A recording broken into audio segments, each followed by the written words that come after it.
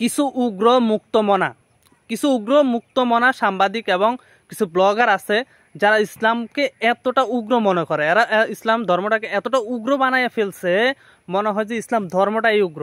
মানে এরা এমনভাবে উপস্থাপন করে, ঠিক আছে। কিছু ব্লগার আছে, কিছু বেয়াদবের বাচ্চা আছে, এদের কথাবার্তা এতটাই বাজে, মনে হয় ইসলাম ধর্মটাই খারাপ, ওরাই ভালো। এখন আপনি আমাকে বলেন, একজন টেরোরিস্ট, ওই নিজে মনে করেন টেরোরিস্ট, ওই মনে করার আশেপাশে টেরোরিস্টের অভাব নেই, ঠিক আছে। তুই একটা মুক্তমানার মানে ব্লগার হইয়া বলস কি যে ইসলাম ধর্মটা হলো টেরোরিস্টদের ধর্ম। এখন আমি তোরা বলতে চাই, তুই কোন ধর্ম পালন করিস? তুই তো বেটা বড় টেরোরিস্ট রে।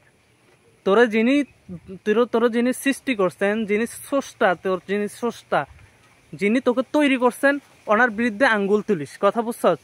তো ওনার বিরুদ্ধে আঙ্গুল তুলিস, মানে তোরে কি ফিসাইয়া ফেলতে, হ্যাঁ, তোরে এভাবে দুমরাইয়া মুসরাইয়া ফেলতে কি আমাদের প্রয়োজন আছে?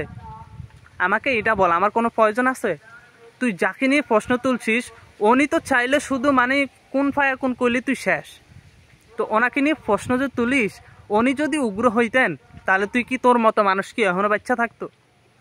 বেটা তুই একটা উগ্র মানুষ, ঠিক আছে, তোর মস্তিষ্ক খারাপ হয়ে গেছে, তুই একটা বাজে লোক।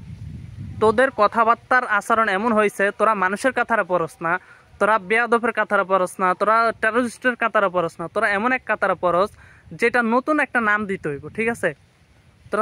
তোদের কাছে শয়তান ফেল, কথা বুঝতে পারছস?